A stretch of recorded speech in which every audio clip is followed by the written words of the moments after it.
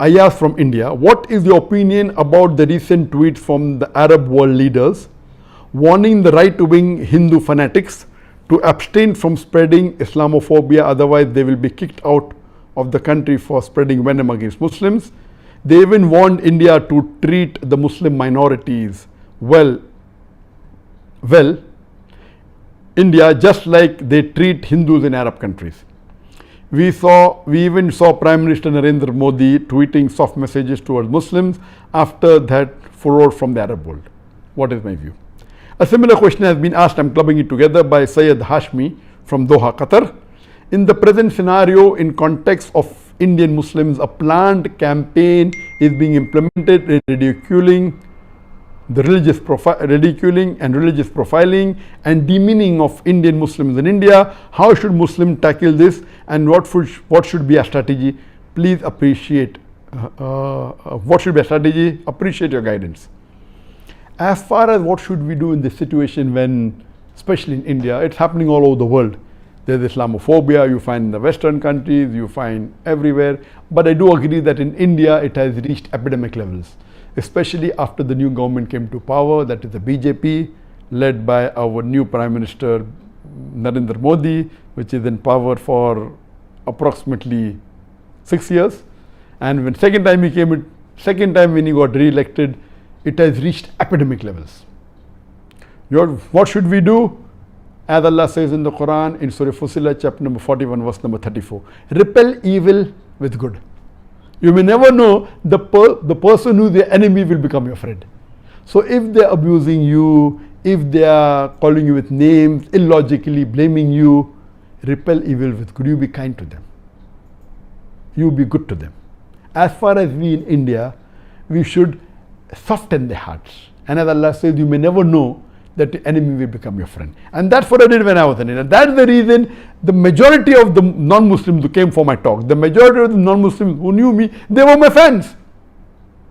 There were some non-Muslims who even came and touched my feet, which is not allowed in Islam. What are you doing? They said, no, you are Bhagavan ka avatar.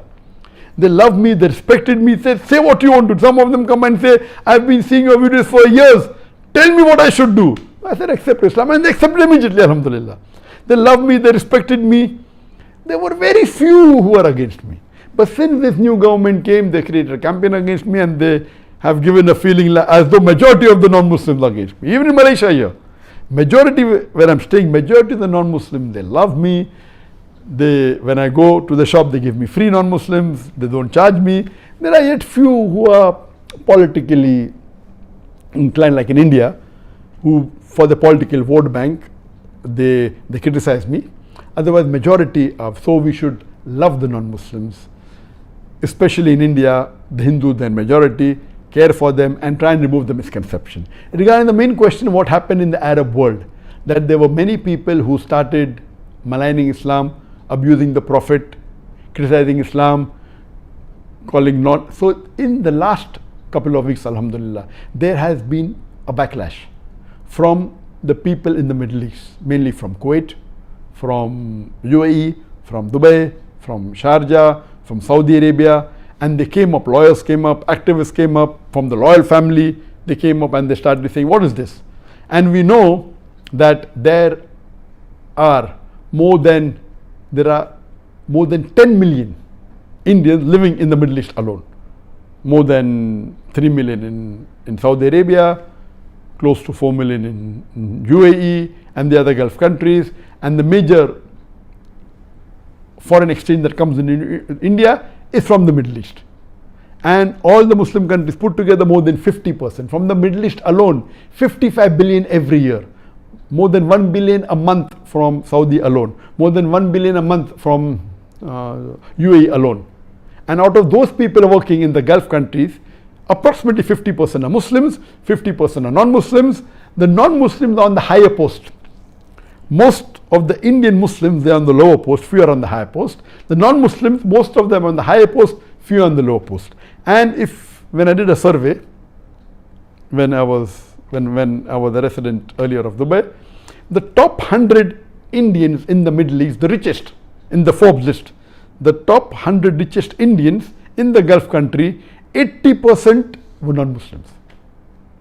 75% Hindus, and only 20% were Muslims. So when so much money that is coming in to India from the Muslim countries, majority earned by the non-Muslim, that means they're living comfortably. I don't know of any single case in any of the Muslim countries or the Gulf country where a Hindu was forced to say Allahu Akbar. Never. But here the Muslims are forced to say many things which are against Islam, like Jai Shri Ram, etc.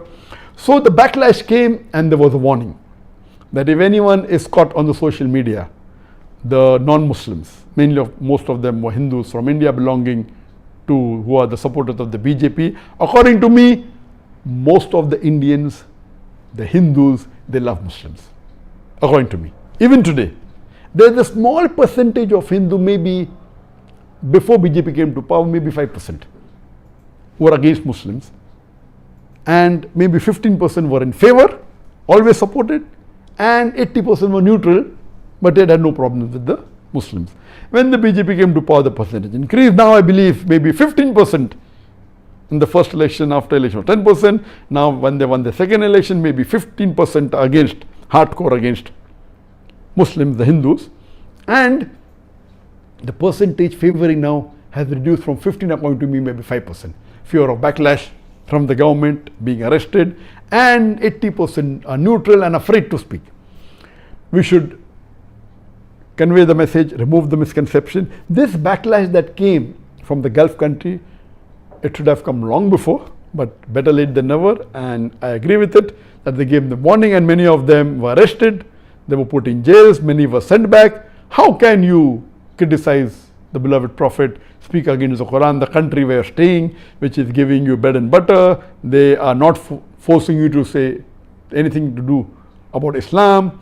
You are living comfortably, you are not paying any income tax, you are sending most of your earnings back home. So I am very much positive. And then one of the lawyers from Kuwait has made even a case in the Geneva, in the human rights, and he said that anyone who finds any non-Muslim making abusive remark against the Muslim, send it to him, he will put it in the court. Very good, we appreciate it, very good, but I want to give them advice a step further.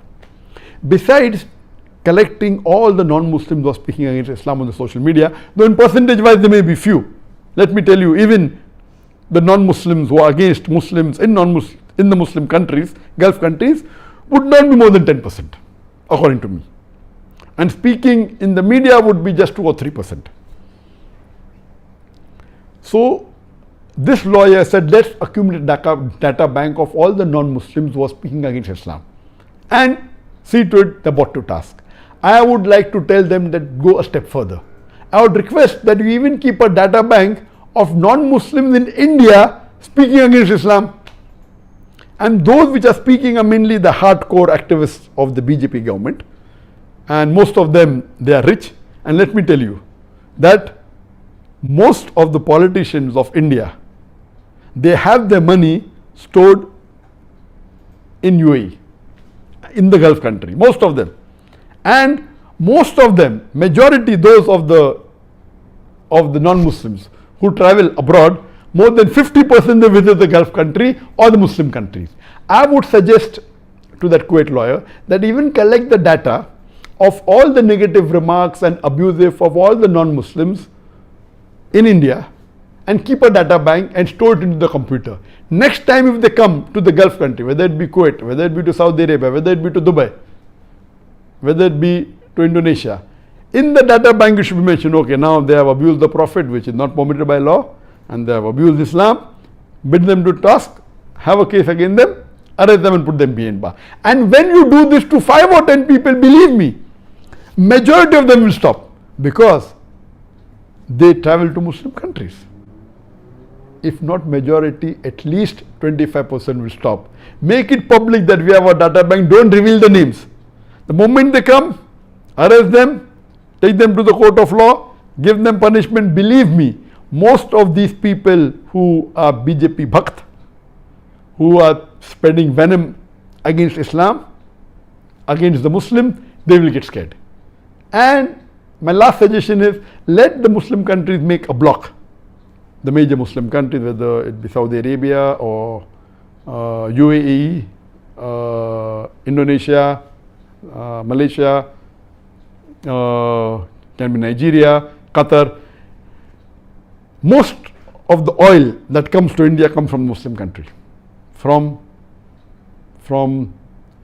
Saudi Arabia, from Nigeria, from UAE. Natural gas comes from Qatar, palm oil comes from Indonesia and Malaysia. Let's make a block and we work collectively so that if they say anything against Islam, against the Muslim, we can be a better force. So if the Muslims unite, inshallah, and put a pressure on Muslims and the other countries which are maligning Islam, inshallah this will have a positive impact and they will stop doing this activity.